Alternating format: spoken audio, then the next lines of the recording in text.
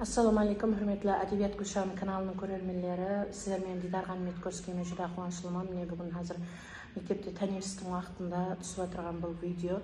Мен не айтпақшымын, Қалыкөл районында Ұзада деген сіңіліміз бар. Қазір қанша рет химия алып атырыпты, қолтығына бір жаман бар без шықты.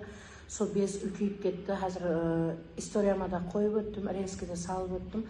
Сол қызға кішкене жәрдем берсеңіздер, нұр үстіне нұр болар еді. Қазір ішіп жейтұғын тамағына жәрдем керек, және де дәрі-дәрмағына жәрдем керек болып тұрды. Кеше бір последний алған химиясын көтере алмай қалды. Маған жәрдем сұрап мұражат етті. Қазір су отырған уақытымда мұражат етті.